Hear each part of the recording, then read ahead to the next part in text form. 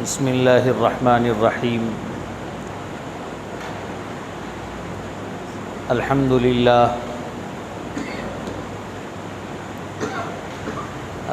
للہ وکفی وسلام علی عبادہ الذین اصطفی اما بعد اعوذ باللہ من الشیطان الرجیم بسم اللہ الرحمن الرحیم وَأْمُرْ أَهْلَكَ بِالصَّلَاةِ وَاصْطَبِرْ عَلَيْهَا لَا نَسْأَلُكَ رِزْقًا نَحْنُ نَرْزُقُكَ وَالْعَاقِبَةُ لِلتَّقْوَى صدق اللہ العظیم۔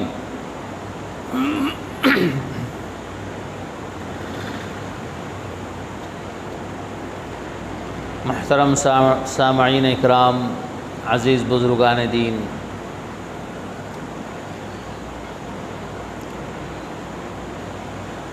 اللہ تعالیٰ کی نعمتوں میں سے ایک نعمت انسان کو جو ملی ہے وہ اولاد کی ہے۔ اولاد اللہ تعالیٰ کی بہت بڑی نعمت ہے۔ ہر مرد کی یہ خواہش ہوتی ہے، ہر باپ کی یہ خواہش ہوتی ہے، اور ہر ماں کی یہ خواہش ہوتی ہے کہ اس کی کوئی اولاد ہو۔ اولاد میں بھی بیٹے کی خواہش ہر ماں باپ کو ہوتی، بیٹی کی خواہش بھی سبھی کو ہوتی، لیکن باپ کو بحیثیت باپ ہونے کے اس بات کی فکر زیادہ ہوتی ہے کہ میری نسل اگر میرا بیٹا پیدا ہوگا تو آگے چلے گی۔ چونکہ اسلام میں نسل چلنے کا جو معیار رکھا گیا ہے وہ بیٹوں سے رکھا گیا ہے، مردوں ہی سے نسل چلتی۔ ہر باپ کو یہ خواہش ہوتی، نہ صرف عام انسان بلکہ نبیوں نے بھی اس کی خواہش کی ہے۔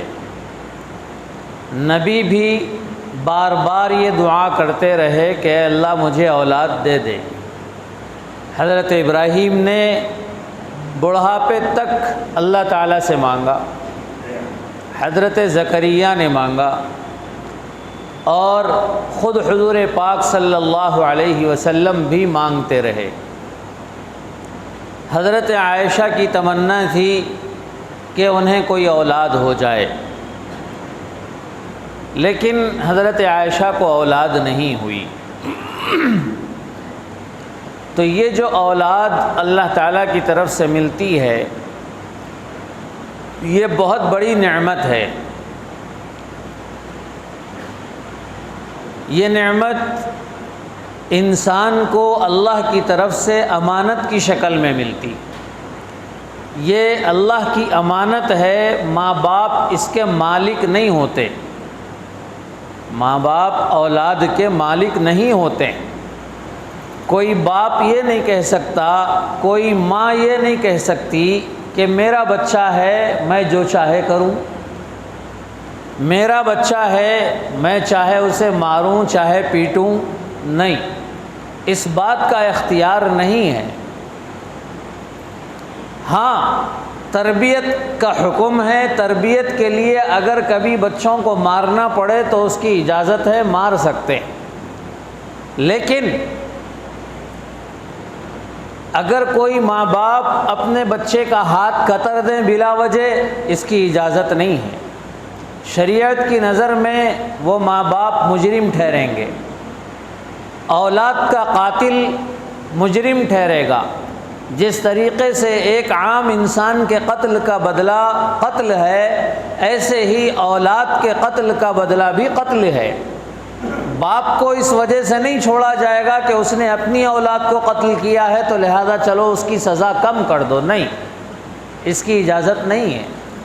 تو اولاد جو ماں باپ کو ملتی ہے وہ ماں باپ کو امانت کے طور پہ ملتی، یہ اللہ کی امانت ہے جو ماں باپ کو دی گئی ہے، عطا کی گئی، ورنہ انسان کی کیا مجال کہ وہ خود سے اولاد پیدا کر لے۔ کتنے دنیا میں ایسے جوڑے موجود ہیں کہ جن کی شادیاں ہوئے 20 سال گزر گئے، 50 سال گزر گئے، لیکن اولاد نہیں ہوئی، اولاد نہیں ہوئی۔ وہ 1000 جتن کرتے رہے، 1000 علاج کرتے رہے، ادھر منت مانی، ادھر دعا کروائی، کیا کیا کیا، لیکن اس کے باوجود بھی اللہ رب العزت نے انہیں اولاد نہیں دی۔ کیوں؟ اس لیے کہ اولاد کا دینا اور نہیں دینا یہ اللہ کے ہاتھ میں ہے، بندوں کے ہاتھ میں نہیں۔ اگر اللہ تعالیٰ اگر نہ چاہیں تو کسی کو اولاد نہیں مل سکتی، کچھ بھی ہو جائے، چاہے کچھ بھی علاج کر لیا جائے۔ آج ایسے بھی کیسز ہیں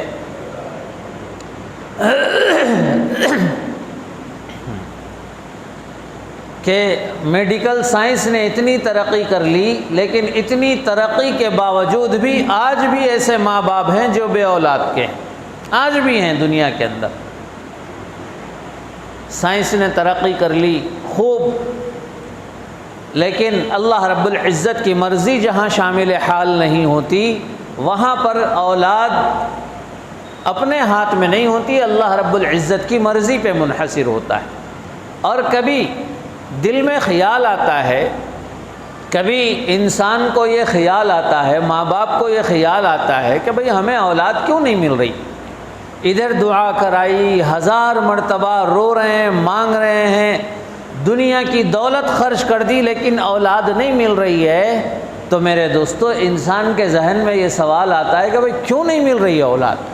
کیا اللہ ہم سے ناراض ہیں؟ کیا اللہ تعالی ہمیں اولاد نہیں دینا چاہتے؟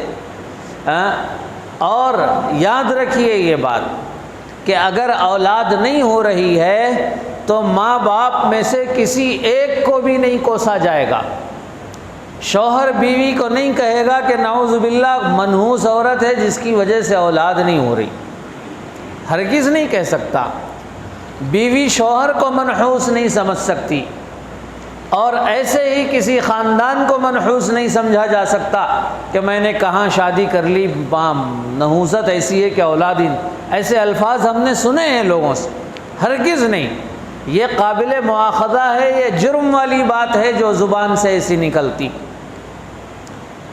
تو جب اولاد نہیں ملتی ہے تو پھر اللہ رب العزت کی طرف سے سمجھنا چاہیے کہ اللہ کا کوئی منشا ہے، اللہ کی کوئی مصلحت ہے جس کی وجہ سے اولاد نہیں مل رہی۔ ورنہ کیا اللہ رب العزت کے پاس خزانے میں کوئی کمی ہے؟ کوئی کمی نہیں، اللہ تعالیٰ کے خزانے میں کوئی کمی نہیں۔ جو اللہ اس دنیا کے انسانوں میں حضرت آدم سے لے کر قیامت تک جتنے انسان آئیں گے، ان سارے انسانوں میں اللہ تعالیٰ نے ہر ایک کی شکل الگ الگ رکھی، ہر ایک کی شکل الگ الگ رکھی۔ شکل تو چھوڑیے، یہ جو فنگر پرنٹس ہوتے ہیں، انسان کے جو فنگر پرنٹس ہوتے ہیں، آپ حضرت آدم سے لے کر قیامت تک آنے والے انسانوں کے فنگر پرنٹس تلاش کر کے دیکھ لو، کسی کے کوئی میچ نہیں ہوں گے ایک دوسرے سے۔ سملر، ملتے جلتے تو رہیں گے، لیکن 100% کسی کے ایک دوسرے سے میچ ہو جائیں یہ نہیں ہو سکتا۔ یہ کس کی شان؟ یہ اللہ کی قدرت ہے۔ تو جو اللہ ایسی قدرت رکھتا ہے، کیا وہ اولاد دینے پہ قدرت نہیں رکھتا؟ ضرور رکھتا ہے، لیکن کسی کے حق میں اولاد بہتر ہوتی ہے اور کسی کے حق میں بہتر نہیں ہوتی ہے، یہ اللہ رب العزت ہی جانتے ہیں۔ ہمارا کام ہے کوشش کرنا، دعائیں کرنا اولاد کے لیے۔ اگر پھر بھی اولاد نہیں ملتی ہے تو پھر یہ اللہ کی مرضی ہے کہ ٹھیک ہے، اللہ جیسے چاہے، اللہ کی مرضی۔ حضرت عائشہ رضی اللہ تعالی عنہا گھر میں تھیں، حضور پاک علیہ الصلاۃ والسلام بھی تشریف فرما تھے۔ باہر سے ایک بچہ کھیلتا کودتا گھر میں آ گیا۔ چھوٹے بچے گھروں میں داخل ہو جاتے ہیں، تو حضرت عائشہ نے اس بچے کو، جب وہ گھر میں داخل ہوا تو حضرت عائشہ کی نظر پڑی تو حضرت عائشہ کی جس طرح نظر پڑنے کا انداز تھا وہ حضور پاک علیہ الصلاۃ والسلام نے دیکھ لیا. یعنی ایک للچاتی نظر جس کو کہتے ہیں، یا پھر یوں کہہ لیجئے للچاتی نہیں بلکہ ایک حسرت والی نظر، ایک حسرت والی نظر حضرت عائشہ کی پڑی کہ کاش اگر ہماری بھی اولاد ہوتی تو آج وہ ایسے ہی کھیلتا کودتا. ان کے دل میں خیال آیا ہوگا، حضرت عائشہ کے دل میں. حضور پاک علیہ الصلاۃ والسلام بھاپ گئے، سمجھ گئے. حضور پاک علیہ الصلاۃ والسلام نے ارشاد فرمایا، عائشہ میں جانتا ہوں تم کیا سوچ رہی ہو، میں جانتا ہوں تم کیا سوچ رہی ہو، لیکن یاد رکھو اولاد کا دینا میرے بس میں بھی نہیں. اولاد کا دینا اللہ کے ہاتھ میں ہے. اللہ جس کو چاہتے ہیں اولاد دیتے ہیں. یہ کسی انسان کے بس کا کام نہیں ہے، کسی نبی کے بھی بس کا کام نہیں.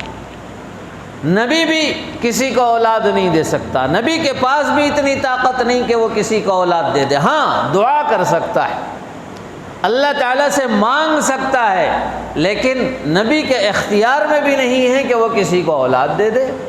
جب نبی کے اختیار میں نہیں ہے تو کسی بابا کے اختیار میں کیسے ہو سکتا ہے؟ کسی درگاہ والے بابا کے اختیار میں کیسے ہو سکتا ہے؟ کسی اور بزرگ کے اختیار میں کیسے ہو سکتا ہے؟ تو بہرحال اللہ کی طرف سے جو یہ نعمت ملی ہوئی ہے، یہ نعمت اللہ کی امانت ہے. اللہ تعالیٰ نے انسان کو دی، ماں باپ کو دی امانت کے طور پہ. یہ نعمت اگر صحیح ہے تو پھر یہ ماں باپ کے لیے آنکھوں کی ٹھنڈک ہے. یہ اولاد اگر اس کی تربیت صحیح ہو جائے تو یہ ماں باپ کے لیے بڑھاپے میں لاٹھی ہے، ماں باپ کا سہارا ہے اور آنکھوں کا نور ہے، دل کا ٹکڑا ہے، جگر کا ٹکڑا ہے. یہ اس وقت ہے جب اس کی تربیت صحیح ہوئی اور اولاد واقعی اولاد ہو. اور اگر اولاد صحیح معنوں میں اولاد نہ ہوئی، اس کی صحیح تربیت نہ ہوئی اور صحیح دیکھ بھال نہ ہوئی، تو پھر یہی اولاد جو آنکھوں کی ٹھنڈک کہلاتی تھی یہ مصیبت بن جائے گی. اور ایسی مصیبت بن جائے گی کہ اولاد ایک وقت ایسا آتا ہے، بلکہ بہت مرتبہ ایسا آتا ہے کہ اولاد کی نافرمانی اور اولاد کی سرزنش اور اولاد کی شرارت اور مصیبتوں کو دیکھ کے ماں باپ توبہ کر بیٹھتے ہیں کہ کاش یہ جنم ہی نہ لیتا تو اچھا تھا. نعوذ باللہ. یہ ان کی زبان سے یہ الفاظ نکل جاتے ہیں، حالانکہ ماں باپ کو ایسے الفاظ نہیں نکالنا چاہیے. یہ بات الگ ہے کہ ایسے الفاظ ماں باپ کو نہیں نکالنا چاہیے. ماں باپ کو چاہیے کہ اگر اولاد اس کے لیے اس کے ساتھ برا سلوک کرتی ہے یا شرارت کرتی ہے، نافرمانی کرتی ہے، تو ماں باپ کو چاہیے کہ وہ کوئی بد دعا نہ دے. اس لیے کہ ماں باپ کی دعا معمولی دعا نہیں ہوتی. جس طریقے سے اچھی دعا میں تاثیر ہوتی ہے، ماں باپ کی بد دعا میں بھی تاثیر ہوتی. اس لیے اللہ کے نبی نے فرمایا کہ ماں باپ کی دعائیں لیا کرو، کہ ماں باپ کی دعا اولاد کے حق میں ایسی ہوتی ہے جیسے نبی کی دعا امت کے حق میں ہوتی. اتنا پاور ماں باپ کی دعاؤں میں ہوتا ہے. تو ماں باپ اولاد اگر ماں باپ کی نافرمانی کرنے لگے تو کئی مرتبہ ایسا ہوتا ہے کہ ان کے منہ سے نکل جاتا ہے کہ کاش یہ پیدا ہی نہ ہوتا، کاش یہ کہاں سے آ گیا. نعوذ باللہ. اس طریقے کے الفاظ حالانکہ نہیں نکالنے چاہیے. اور دوسرے یہ کہ اس طریقے کے الفاظ نکالنے کے بعد بد دعائیں بھی نکل جاتی ہیں، مر بھی نہیں جاتا، لنگڑا بھی نہیں ہو جاتا، پھلا نہیں ہو جاتا. اس طریقے کے الفاظ، یہ بد دعائیں دینا جائز نہیں ہے، نہیں دے سکتے. یہ احتیاط ضرور کرنا چاہیے اس مسئلے میں. لیکن والدین کی جو نافرمانی اولاد کرتی ہے، اگر اولاد کی صحیح تربیت نہ ہوئی تو یہ دن دیکھنا پڑتا ہے کہ اس کو بد دعا دینا پڑتا ہے. اگر اولاد کی تربیت صحیح ہو گئی تو یہ وہی اولاد ہوتی ہے جس پہ باپ سینہ ٹھوک کے کہتا ہے کہ یہ ہے میرا بیٹا، یہ ہے میرا جوان، یہ ہے میرا قابل فخر، اس پہ فخر کرتا ہے، سینہ ٹھوک کے کہتا ہے کہ یہ میری اولاد ہے، جگہ جگہ لے کے پھرتا ہے، اس کے تعریف سے، اس کا نام سن کے خوش ہوتا ہے، دعائیں اس کے لیے نکلتی۔ لیکن یہ کب ہوتا ہے؟ یہ اس وقت ہوتا ہے جب اولاد کی صحیح تربیت ہو، اولاد واقعی صحیح معنوں میں اولاد ہو، اور اگر اولاد نہ بنے تو پھر میرے دوستو انسان مصیبتوں کا شکار ہو جاتا ہے۔ اسے آنکھوں کی ٹھنڈک کیا ملے گی، اور وہ بڑھاپے میں لاٹھی اور سہارا کیا بنے گا؟ بڑھاپے میں الٹا مصیبت بن جاتا ہے، لوگوں محلے میں بدنامی کا سبب بن جاتا ہے، خاندان میں بدنامی کا سبب بن جاتا ہے، لوگ اتنا برا حال ہو جاتا ہے کہ اگر وہ گلی میں آ رہا ہو تو لوگ اس کو دیکھ کے گلی بدل لیتے ہیں، اتنا برا حال ہو جاتا ہے۔ میرے دوستو یہ کیوں ہوتا ہے؟ یہ اولاد کی صحیح تربیت نہیں ہونے کی وجہ سے ہوتا ہے۔ اولاد اللہ رب العزت کی طرف سے آزمائش ہے، جس طریقے سے نعمتیں ملتی ہیں آزمانے کے لیے، ایسے ہی اولاد بھی ملتی ہے آزمانے کے لیے۔ المال والبنون زینت الحیات الدنیا، یہ مال و اولاد جو دنیا کے اندر ہے، دو چیزوں پہ انسان فخر کرتا ہے، ایک تو اولاد پہ اور ایک دولت پہ۔ دولت پہ فخر کرتا ہے، اولاد پہ فخر کرتا ہے۔ آج کل اولاد پہ فخر کرنے والے کم ہو گئے ہیں۔ آج سے 40 سال 50 سال پہلے کی ہسٹری میں جائیے، جس کے گاؤں میں جس کے بچے زیادہ ہوتے تھے اس کا سینہ اونچا ہوتا تھا، اس کی گردن اونچی ہوتی تھی کہ ہمارے خاندان میں 12 بچے، ہمارے خاندان میں 10 بچے، میرے گھر میں 10 بیٹے ہیں۔ جس کے بیٹے زیادہ ہوتے تھے اس کی ناک اونچی ہوتی تھی، اور کوئی اس کو گھورنے کے لیے ڈرتا تھا، کوئی اس سے لڑنے کے لیے ڈرتا تھا۔ لیکن آج یہ اولاد پہ فخر بہت کم ہو گیا، بس ایسا حال ہو گیا ہے کہ ایک بیٹا یا 2 بیٹے 3 بیٹے، بس اس کے بعد ختم۔ اور ہماری غذائیں بھی اتنی کمزور ہو گئی کہ آج تو چلو 2 3 4 پھر بھی اولاد ہو رہی ہے، اب ہماری نسلوں میں جا کے وہ 1 2 بھی ہوگی یا نہیں ہوگی پتہ نہیں، اتنی ہائیبرڈ غذائیں ہماری مل رہی۔ بہرحال تو یہ اللہ تبارک و تعالیٰ نے جو مال و اولاد انسان کو دیا ہے، یہ دنیا کی زینت بتایا ہے۔ المال والبنون زینت الحیات الدنیا، یہ دنیا کے لیے قابل فخر چیز ہے، یہ دنیا کے لیے زینت ہے، ایک دوسرے پہ تفاخر کا ذریعہ ہے، سبب ہے۔ لیکن والباقیات الصالحات، یہ مال ہو یا اولاد ہو یا اور کوئی چیز ہو، اگر کوئی باقی رہنے والی ہے تو وہ نیک اور صالح چیز، نیک چیز اور صاف ستھری چیز، پاکی چیز، یہی باقی رہنے والی ہے، اور کوئی چیز باقی رہنے والی نہیں ہے۔ اولاد بھی مرنے کے بعد اسی وقت کام آتی ہے جب اولاد نیک ہوگی، اور اگر اولاد نیک نہیں ہوگی تو پھر مرنے کے بعد کام نہیں آئے گی۔ عید سال میں 2 مرتبہ، سال میں 3 مرتبہ، ایک شب برات کو اور پھر بقرعید اور عید الفطر، 3 مرتبہ بیٹا اگر کبھی دل میں خیال آیا باپ کے قبر پہ آتا ہے، تھوڑے پھول ڈال کے چلا جاتا ہے۔ قرآن تو پڑھنا نہیں آتا، اگر پڑھا بھی تو چھوٹے موٹے جو تھوڑے بہت صورتیں جو بھی ہے پڑھ کے بخش دیتا ہے، چلا جاتا ہے۔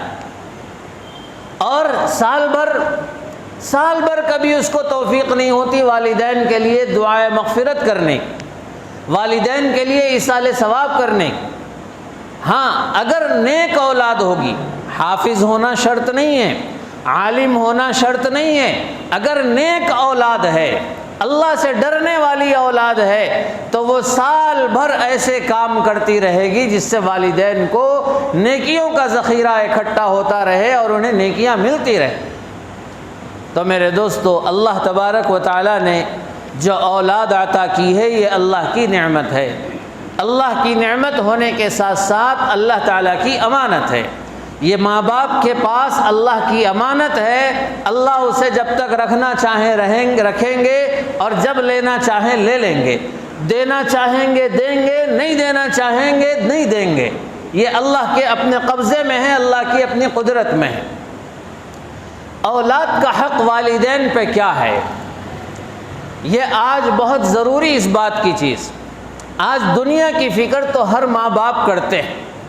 اولاد کے فیوچر، اولاد کے مستقبل کے لیے وہ لاکھوں روپیہ لگا دیتے ہیں، پیسہ خرچ کر رہے ہیں اور انرجی اپنی لگا رہے ہیں. صبح سے لے کے شام تک، شادی ہونے سے لے کر اس کے بڑھاپے تک وہ مسلسل کما رہا ہے کہ میں اپنی اولاد کو کھلاؤں گا، اپنی اولاد کو کھلاؤں گا، اپنی اولاد کو کھلاؤں گا. بچہ چھوٹا ہے، گود میں ہے، اسے اس کے علاج معالجے کی فکر، اس کے کھانے کپڑے کی فکر. ماں بیمار ہو گئی تو ماں کے علاج کی فکر، بچہ بیمار ہو گیا اس کے علاج کی فکر. بڑے بڑے ہسپتالوں میں رکھتا ہے، اس کا علاج کرواتا ہے اور اس کے ٹھنڈے اور گرم کا خیال رکھتا ہے، سب کچھ کرتا ہے. پھر جب بچہ تھوڑا بڑا ہو گیا، کھلونے سے کھیلنے کے قابل ہو گیا، کھلونے خریدتا ہے، اسے دلاتا ہے. پھر جب ذرا بڑا ہو گیا، اسے اسکول کی ضرورت پڑ گئی، اسکول میں ایڈمیشن دلاتا ہے. اچھے سے اچھا اسکول تلاش کرتا ہے، بڑے سے بڑا اسٹینڈرڈ ایسا اسکول ہو جس میں انگلش پرفیکٹ بولی جاتی ہو، جہاں انگریزوں کا نظام ہو، جہاں بالکل ٹائی اور سوٹ بوٹ لگا کے نماز جو لیکچر دینے والے اور ٹیچنگ کرنے والا اسٹاف ان کے پاس موجود ہو، ایسے اسکولوں کا انتخاب کرتا ہے. وہاں ایڈمیشن دلاتا ہے، ڈونیشن دیتا ہے اور خود روزانہ چھوڑنے کے لیے جاتا ہے. خود نہیں جا سکتا تو ماں کو بھیجتا ہے، ماں نہیں جا سکتی آٹو لگاتا ہے، کیا کیا جتن کرتا ہے اس کے لیے. اسکول چلا گیا، اسکول میں پڑھ لیا، تھوڑا بہت بڑا ہو گیا، سائیکل چلانے کے قابل ہو گیا، سائیکل دلا دی. پھر گاڑی چلانے کے قابل ہو گیا، گاڑی اسے دلا دی. اور اس کے کچھ شوق ہو گئے، موبائل کا شوق ہو گیا، موبائل دلا دیا. اور کیا کیا جیب پاکٹ منی اس کے لیے ہر مہینہ نکالتا ہے، ہر چیز کی فکر کرتا ہے. کب تک؟ شادی تک، بلکہ شادی کے بعد تک بھی. کتنے ماں باپ ایسے ہیں جو آج شادی کے بعد بھی بچوں کو پال رہے ہیں گھروں میں بٹھا کے. بھائی نوکری نہیں ہے، کماتا نہیں، فلاں نہیں، ٹھیک ہے بھائی چلو اللہ تعالیٰ مجھے دے رہا ہے، میں اپنے بچوں کو ہی کھلا رہا ہوں، یہ سوچ کے آدمی اپنے بچوں کو بھی کھلاتا ہے، راشن ان کے گھر میں بھی پہنچتا ہے. یا پھر اگر جوائنٹ فیملی ہے تو پھر سب کے لیے راشن باپ لا رہا ہے، بہو بھی کھا رہی ہے، بیٹا بھی کھا رہا ہے، پوترے بھی کھا رہے ہیں، پوترے سب پوتریاں سب کھا رہے ہیں. یہ کس کے لیے ہو رہا ہے؟ اولاد کے لیے. اولاد کے لیے دنیا کی اتنی فکر، اولاد کے لیے اتنی فکر کہ وہ صبح سے لے کے شام تک، اپنی شادی سے لے کے قبر میں پہنچنے تک ہر لمحہ وہ اولاد کی فکر میں رہا. لیکن اولاد کی تربیت کیا اسی کا نام تربیت ہے؟ ٹھیک ہے ان کی دنیا سنواری جائے، انہیں اچھی سے اچھی تعلیم دلائی جائے، برا نہیں ہے تعلیم دلانا، خوب دلائیے تعلیم، ڈاکٹر بنائیے، پی ایچ ڈی کروائیے، اسے پروفیسر بنا دیجئے، اچھی سے اچھی تعلیم دلائیے. لیکن کیا صرف اسی کا نام تربیت ہے؟ میرے دوستو صرف اس کا نام تربیت نہیں ہے. تربیت تعلیم کے ساتھ ساتھ یہ ہے کہ اس بچے کو بڑوں کا ادب بھی سکھایا جائے، اس بچے کو ماں باپ کا ادب بھی سکھایا جائے، اس بچے کو رشتہ داروں کے حقوق بھی سکھائے جائیں، اس بچے کو پڑوسیوں کے حقوق بھی سکھائے جائیں، اس بچے کو ساتھ ساتھ نمازوں کا طریقہ بھی سکھایا جائے، نمازوں کا پابند بھی بنایا جائے، حلال اور حرام کی تمیز اسے سکھائی جائے کہ حلال کیا ہے، حرام کیا ہے، یہ ساری چیزیں اس کو سکھائی جائیں. یہ اصل تربیت. کسی باپ نے اپنے بیٹے کو خوب پڑھایا اور لکھایا، خوب اس پہ خرچ کیا، خوب ڈگریاں دلا دی، لیکن اگر اس کو قرآن پڑھنا نہیں سکھایا، میرے دوستو قیامت کے دن وہی بیٹا باپ کا گلا پکڑ لے گا، وہی بیٹا باپ کا گلا پکڑ لے گا اور کہے گا اللہ رب العزت سے کہ اللہ میں تو چھوٹا تھا، میری تربیت میرے باپ کی ذمہ داری تھی، اس نے مجھے ڈاکٹر بنایا لیکن قرآن پڑھنا نہیں سکھایا، اس نے مجھے نماز پڑھنا نہیں سکھایا، کبھی نبی کی محبت میرے سینے میں نہیں ڈالی، کبھی نبی سے عشق کرنا نہیں سکھایا. میرے دوستو جب وہاں باپ کے سامنے، اللہ تعالیٰ کے سامنے بیٹا جب باپ کا گلا پکڑے گا تو پھر میرے دوستو یہ وہاں کیا جواب دیا جائے گا؟ حضرت عمر فاروق رضی اللہ تعالیٰ عنہ کے پاس ایک صاحب آئے اور انہوں نے کہا کہ میرا بیٹا بہت شرارتی، بڑا نافرمان ہے۔ حضرت عمر نے بیٹے کو بلایا، بیٹے کو سامنے بٹھایا، باپ بھی بیٹھا ہوا ہے، بیٹے کو حضرت عمر نے تنبیہ کی، ڈرایا، دھمکایا کہ تم باپ کی نافرمانی کرتے ہو، تمہیں شرم آنی چاہیے۔ والدین جنہوں نے تمہیں جنا ہے، جنہوں نے تمہارے لیے پالا پوسا، تم کو بڑا کیا ہے، تم ان کی نافرمانی کرتے ہو۔ وہ بچہ بیچارہ، وہ بیٹا سنتا رہا۔ آخر میں حضرت عمر فاروق سے کہا، امیر المومنین مجھے ایک بات بتائیے کہ اولاد کا ماں باپ پہ کیا حق ہوتا ہے؟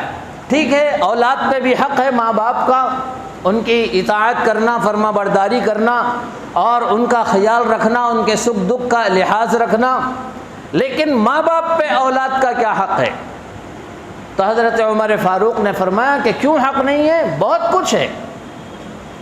اس کے اولاد کا حق یہ ہے کہ سب سے پہلے ماں باپ پہ حق یہ بنتا ہے کہ اولاد کے لیے ماں کا صحیح انتخاب کیا جائے۔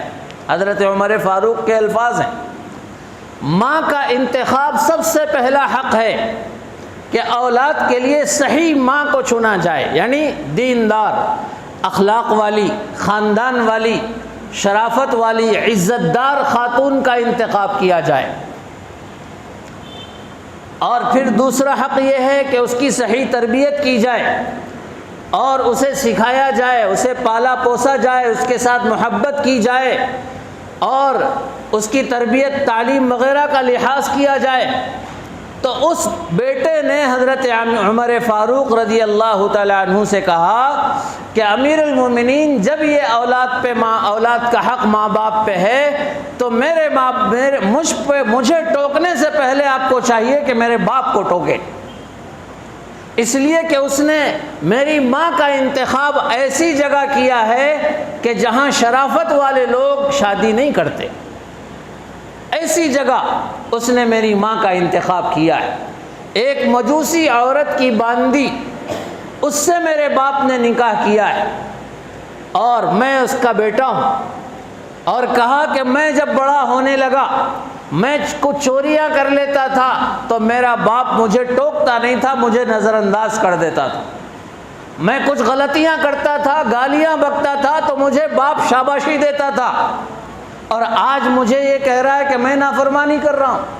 تو حضرت عمر فاروق نے باپ کی طرف نگاہ دوڑائی اور کہا کہ تمہارا بیٹا تمہارا نافرمان نہیں ہے، بلکہ تم نے نافرمان بنایا ہے، اولاد کو تم نے نافرمان بنایا ہے، تم نے صحیح تربیت نہیں کی جس کی وجہ سے یہ تمہارا نافرمان ہو گیا۔ میرے دوستو، حضرت عمر فاروق کے یہ الفاظ یاد رکھیے اور غور کیجئے کہ حضرت عمر فاروق کیا کہنا چاہتے ہیں۔ اولاد کی تربیت میں والدین کا بڑا حصہ ہوتا ہے۔ اگر اولاد دنیا کی فکر کرتا رہا، خوب خرچ کرتا رہا، لیکن دینی اعتبار سے اس کی فکر نہیں کی تو پھر میرے دوستو دین کے اعتبار سے اولاد برباد ہو جائے گی۔ اب جو حالات پیش آ رہے ہیں وہ حالات تو یہاں تک پہنچ چکے ہیں کہ ایمان کی بھی اہمیت اپنے اولاد کے نزدیک، لوگوں کے نزدیک نہیں رہی، ایمان کی تک اہمیت نہیں رہی۔ کتنے آج واقعات ہیں آپ دیکھ رہے ہیں، غیر مسلموں کے ساتھ تعلقات، غیر مسلموں کے ساتھ دوستیاں، چاہے بچوں کے ہو چاہے بچیوں کے ہو، کیسے حالات آج امت کے ہو رہے ہیں۔ یہ کیوں ہو رہا ہے؟ یہ اس کی وجہ کیا ہے؟ اس کی وجہ کیا ہے؟ جب واقعہ پیش آتا ہے لوگ کہتے ہیں فلاں ہوا فلاں ہوا فلاں ہوا، ان کے گھر میں ایسا ہو گیا، ان کے گھر میں ایسا ہو گیا۔ یہ ہو کیوں رہا ہے؟ یہ ہو اس لیے رہا ہے کہ ہم نے جو تربیت دینی اعتبار سے کرنے کی تھی ہم نے اس کو نہیں کیا۔ بچپن میں بچہ چھوٹا ہے، بھائی چھوڑ دو، چلو بچہ گیم کھیل رہا ہے، چلو کھیلنے دو، بچہ ٹی وی دیکھ رہا ہے، دیکھنے دو، بچہ ناچ رہا ہے، ناچنے دو، ماں باپ خوش ہوتے ہیں، دیکھو میرا بچہ 7 سال کا ہے، کتنا اچھا ڈانس کر رہا ہے۔ میری بچی 6 سال کی ہے لیکن کمر ایسے لچکاتی ہے جیسے بڑے بڑے بھی نہیں لچکا سکتے. ماں خوش ہوتی ہے اس کے اوپر, باپ خوش ہوتا ہے اس کے اوپر, ویڈیو بناتا ہے, ویڈیو بنا کے دوسروں پہ اسٹیٹس پہ رکھتا ہے کہ دیکھو میری بچی کیسی ناچ رہی ہے, میری بچی کیسی فیشن کر رہی ہے اور کیسے گانے گا رہی ہے. یہ کون؟ باپ فخر کر رہا ہے اپنی اولاد کے ان کارناموں پہ, ان کاموں پہ فخر کر رہا ہے. اور پھر وہی بچہ جب آہستہ آہستہ بڑا ہوتا ہے, تھوڑا بڑا ہوا, پھر تھوڑا بڑا ہوا, پھر تھوڑا بڑا ہوا, اب اس کے بعد جو لات ڈانس کے لیے اٹھتا تھا اب وہی لات باپ کے لیے اٹھنے لگتا ہے, وہی پیر باپ کے لیے اٹھنے لگتا ہے. جو زبان دوسروں کے لیے اٹھا کرتی تھی وہی زبان ماں باپ کے خلاف اٹھنے لگتی ہے. اور حد تو یہ ہے کہ وہ اسلام کے خلاف بھی اٹھنے لگتی, اسلام کے خلاف اولاد چلے جانے لگتی. میرے دوستو, ہمارا قصور ہے اس کے اندر, یہ بچوں کا قصور نہیں ہے. بچوں کا قصور تو یہ, بھائی بچے تو معصوم ہوتے ہیں, بچوں کا ذہن تو بالکل سفید تختی کی طرح ہے, بلیک بورڈ پہ آپ جو لکھنا چاہو لکھ سکتے ہو. بچے کا ذہن بھی بالکل بلیک بورڈ کی طرح ہے, ایک تختی کی طرح ہے, اس پہ آپ جو سجانا چاہتے ہو سجا سکتے ہو. اس پہ اگر اچھائی لکھنا چاہتے ہو تو اچھائی چڑھ جائے گی, اور اگر اس پہ برائی شامل کرنا چاہتے ہو تو برائی شامل ہو جائے گی. اسی لیے اللہ کے نبی علیہ الصلوۃ والسلام نے ارشاد فرمایا, کل مولود یولد علی الفطرہ, کہ ہر بیٹا, ہر بچہ اسلام کی فطرت پہ پیدا ہوتا ہے, لیکن اسے ماں باپ تربیت کر کے اپنے ذریعے کچھ اس کو یہودی بناتے ہیں, کچھ اس کو مجوسی بناتے ہیں, کچھ مشرک بناتے ہیں, اور کچھ مسلمان بناتے ہیں. یعنی اگر ماں باپ مسلمان ہیں, صحیح تربیت کیا تو مسلمان رہا, اور اگر مسلمان رہ کے بھی صحیح تربیت نہیں کیا تو پھر وہ بچے پیدا ہوں گے کہ نام تو مسلمان ہوگا لیکن گنیش کے منڈپ پہ جا کے وہ آرتی اتاریں گے, وہ بٹو لگائیں گے, تلک لگائیں گے اپنی پیشانی پہ.